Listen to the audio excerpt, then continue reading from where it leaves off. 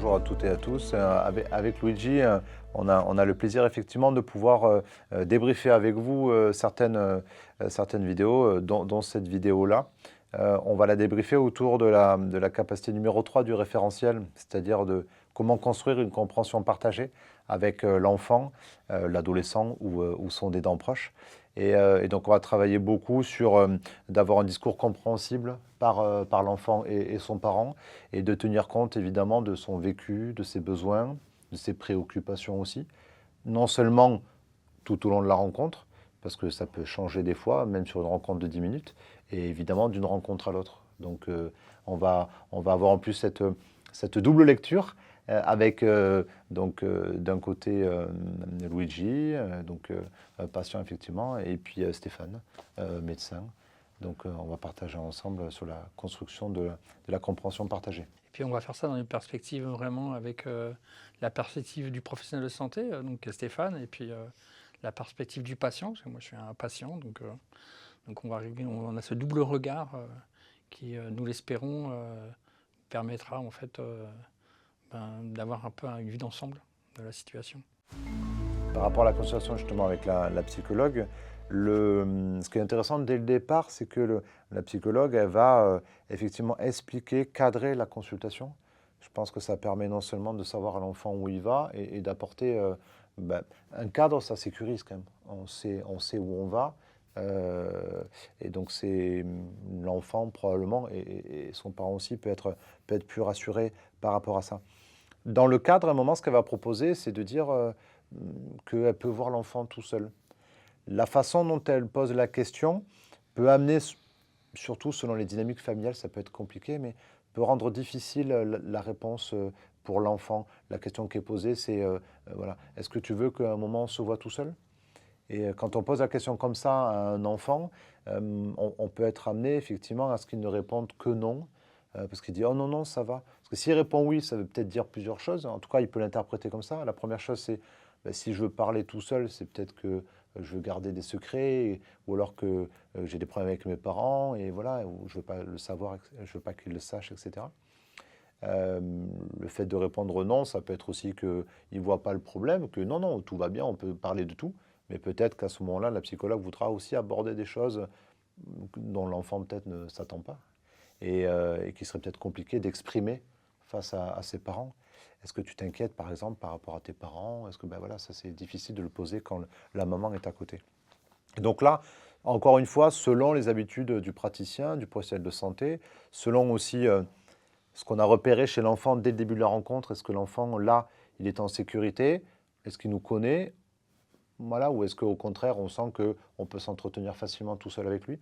Peut-être une question, quand on pose le cadre, de dire écoute, moi, ce que je te propose, c'est qu'on fasse la consultation en plusieurs temps. Dans un premier temps, on échange effectivement avec maman, avec toi. Et puis après, si ça te va, on fait un temps où on n'est que tous les deux. Et puis à la fin, maman revient pour qu'on puisse décider quand est-ce qu'on se revoit, etc. Est-ce que si on procède comme ça te convient? Ça reste une question fermée, qui est effectivement un peu orientée, mais ça laisse peut-être plus de place à l'enfant et qui pourra, s'il ne se sent pas en sécurité, dire ben, moi je préfère si maman elle reste tout le temps là. Et là, évidemment, de valider ça. Donc, on laisse à l'enfant la possibilité de refuser un temps où on serait seul avec lui, mais on ne le met pas dans l'inconfort par rapport à ses parents. Donc, en tout cas, dans ma pratique, c'est vrai que j'ai plutôt tendance à faire comme ça. Et voilà. De l'autre côté, toi, avec ton expertise de patient, je vois comment tu as perçu ce moment-là, tant le cadre que la question est-ce que tu veux qu'on se voit tout seul?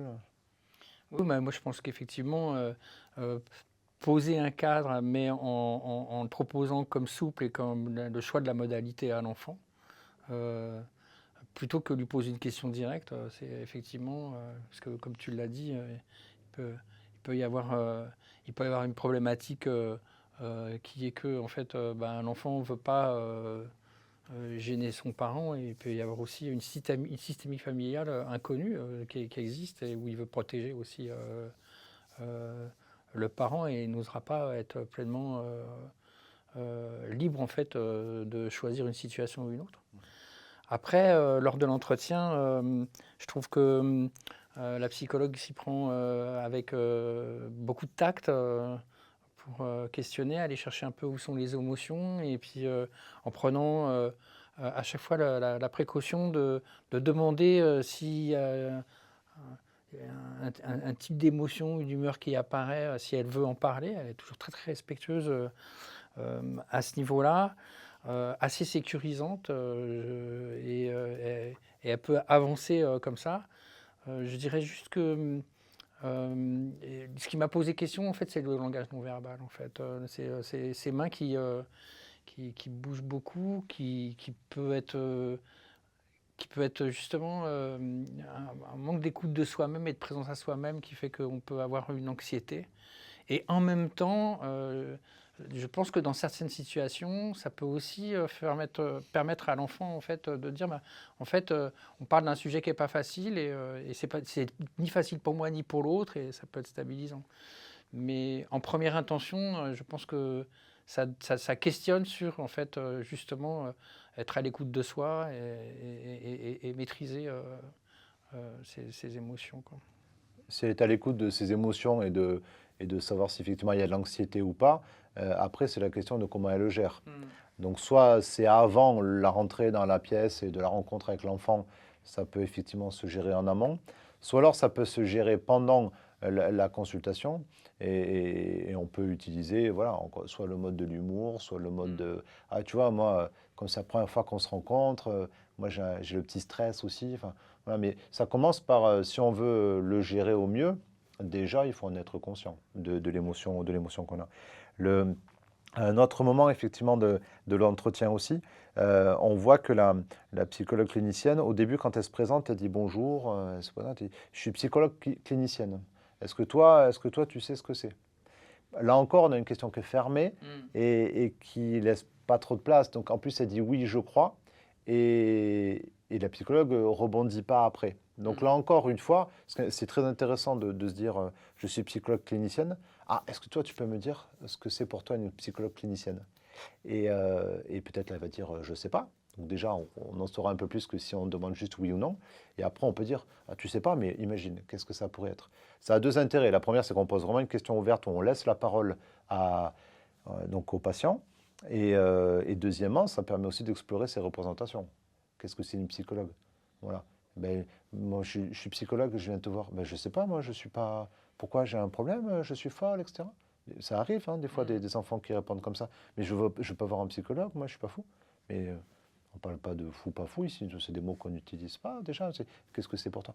Donc, non seulement ses représentations de ce que ça pourrait être pour elle, mais aussi ses attentes. Par exemple, de dire, ben, effectivement, ben, moi, la psychologue, c'est une personne avec qui on peut parler, avec qui on peut dire des secrets.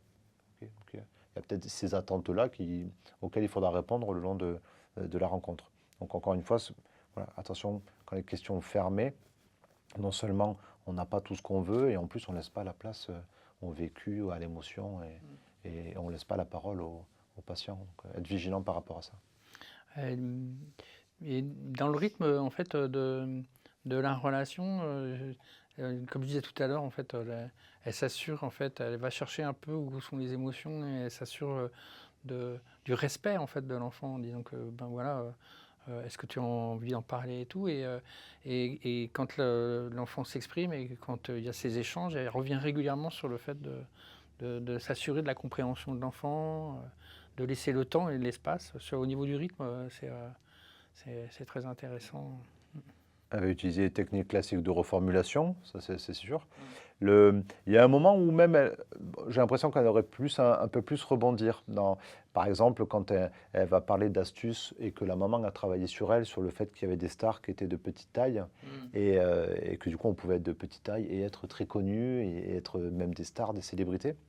Là, je pense que souvent pour créer une alliance avec surtout un enfant, et améliorer effectivement cette notion de compréhension partagée, d'alliance entre le professionnel, entre toute l'équipe, le patient, la famille et tout ça.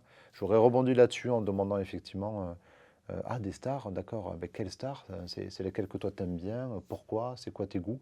Et après être curieuse, être sincèrement curieux et curieuse de ce que l'enfant apprécie, ça permet là encore d'être à l'écoute de ses valeurs, de ses envies, de ses hobbies, qui peut-être dans 2 mois seront complètement différents parce elle aura changé, elle sera passée sur une autre star. Mais pour créer l'alliance, je pense que c'est important, effectivement, à certains moments, voilà, d'aller un peu plus en avant sur ce qui plaît à l'enfant, encore plus quand en dehors même de la maladie. Ça permet de le connaître on va dire dans tout son être, et pas seulement la patiente, mais aussi la fille qu'elle est, les stars qu'elle aime, et surtout sur lesquelles elle peut s'identifier par rapport à sa taille. Ouais, puis ça permet de rebondir parce que là, à la fin de l'entretien, elle lui reste disponible, elle lui propose de rester disponible. Ça peut être un moment où l'enfant reviendrait avec une inquiétude, en fait, d'explorer aussi ses émotions positives et de pouvoir aussi les mobiliser à des moments dans la possibilité d'autres entretiens. Et elle conclut vraiment en essayant d'avoir vraiment un tour d'horizon de la compréhension de l'enfant. Euh, de- Justement là où il y a vraiment un espace de reformulation pour l'enfant sur lequel on peut vraiment revenir aussi, qui, est, euh, qui clôture bien en fait une consultation, quoi. Elle finit en disant, si ça te convient, je reviendrai vers toi dans quelques semaines. On dit quelques semaines, alors ça peut paraître long, mais dès le départ, elle laisse le temps de la réflexion. Je ne reviens pas de demain, enfin voilà, donc pas de stress, dans quelques semaines. Et juste après, elle enchaîne en disant qu'effectivement, à n'importe quel moment, elle est disponible, elle est là pour s'entretenir avec elle. Donc il y a en même temps, je laisse la place de la réflexion, je te laisse ta temporalité, et je suis disponible pour être là plus proche si à un moment c'est ton besoin. Donc je trouvais effectivement ces deux choses très très intéressantes dans la façon de l'exprimer. Merci.